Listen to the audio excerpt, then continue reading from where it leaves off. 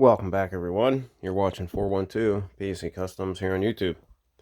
Okay, so before we get started, obviously we always ask that you guys jump in and hit that subscribe button if you've never been here before. We'd love to have you back.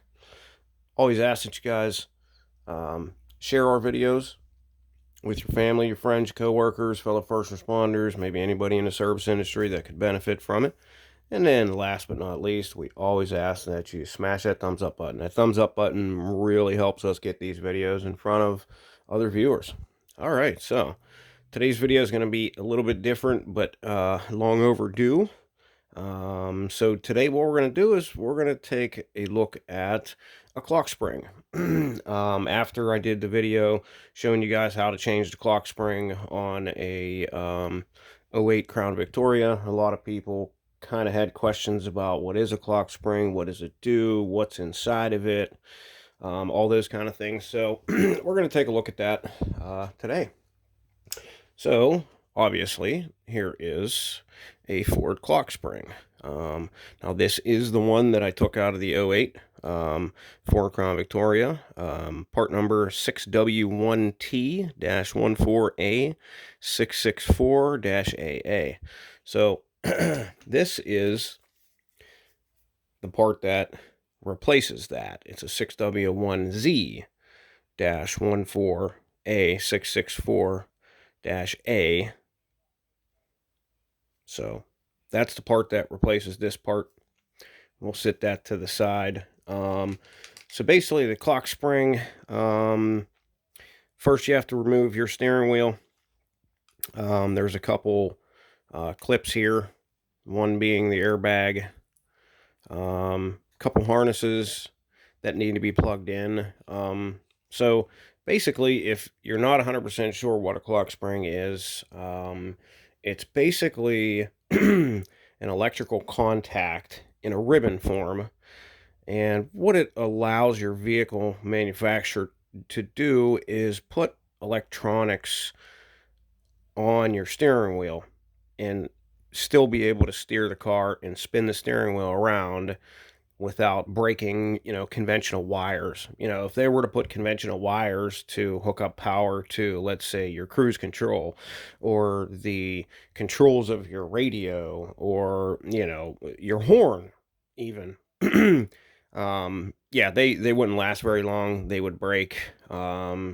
So this is basically the invention that allowed manufacturers to put those buttons and controls and electronics on your steering wheel.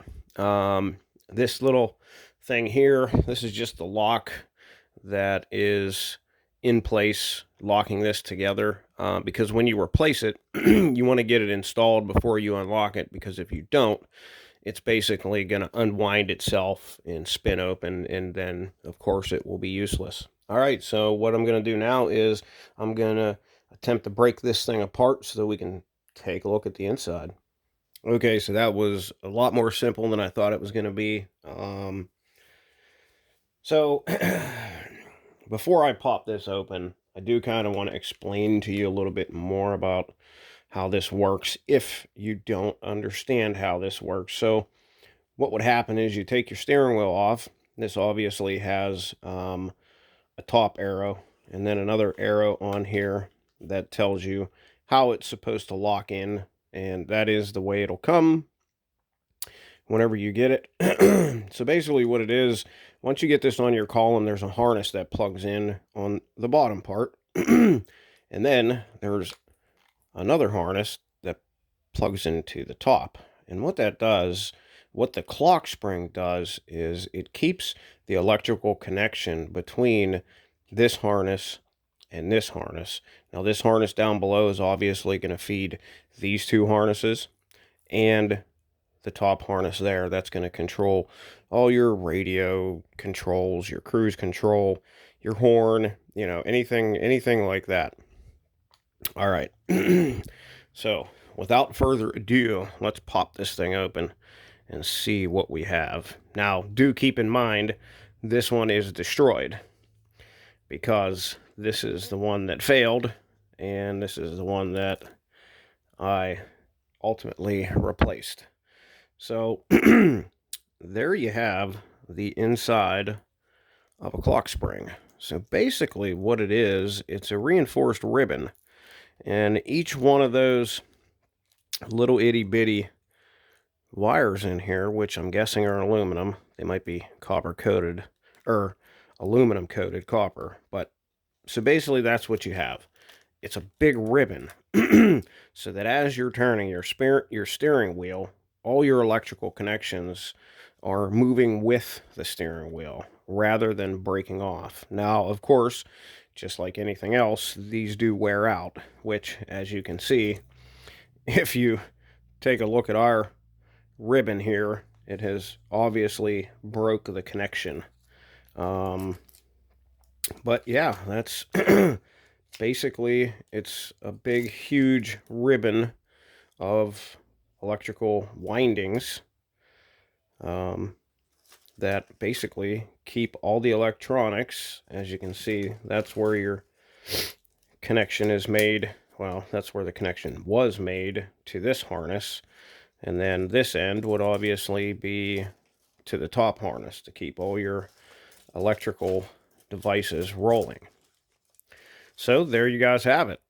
That's what a clock spring looks like on the inside. It's basically a big reinforced ribbon with a whole bunch of electrical wires inside of it. And that's what keeps all the devices on your steering wheel working. So like I've said in the past video, whenever I showed the repair, you know, if you ever notice that your horn stops working, or your cruise control doesn't work any longer, or any of your radio controls aren't working, or if maybe you're even getting a airbag light on your dashboard, you know, of course, there are a couple other things that you can look at, check your fuses, you know, things like that. But from my experience, the odds are, especially if everything stops working, like you have no horn, your cruise control doesn't work, your radio controls don't work, and you're getting that airbag light, because remember, these are your airbag controls. So, you know, if the connection inside of this clock spring is broken at any point, maybe one or two of those wires in here break off, then you may only lose your horn, maybe just your cruise control. But odds are it's going to be a clock spring. On most vehicles, they're actually pretty simple. The hardest part of changing a clock spring on most vehicles is actually removing the steering wheel, which they make specific tools and specific pullers that you can purchase, even some universal ones that you can use on multiple different vehicles, which if you want to go back and watch the video on how I changed the clock spring in our 2008 retired demo vehicle, by all means go back, check that out. But this is a video that was requested for a while. I know it took me a long time to kind of get to it.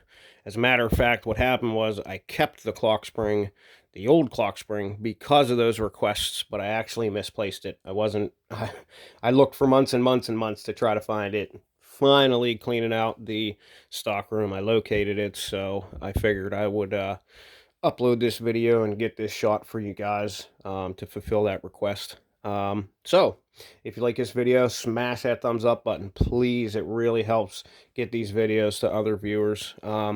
Always ask you to consider jump in, hit that subscribe button, hit that bell icon so that you're notified anytime we upload. Always ask that you guys share these videos with your family, your friends, co-workers, fellow first responders, anybody that can benefit from this information. Even the DIY guy that, you know, doesn't like to pay a mechanic or pay the dealership to do simple fixes.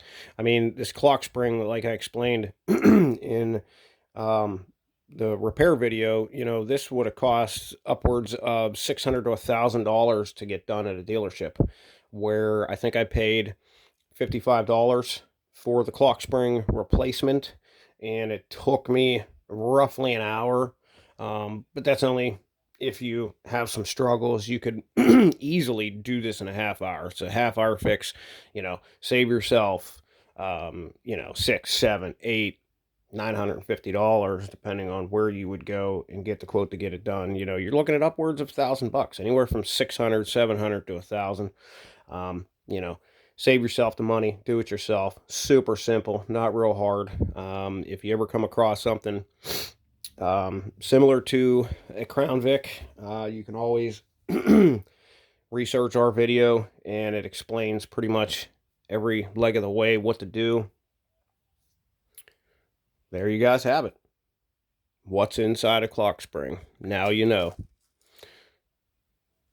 Till next time, guys, be kind to one another and stay safe out there.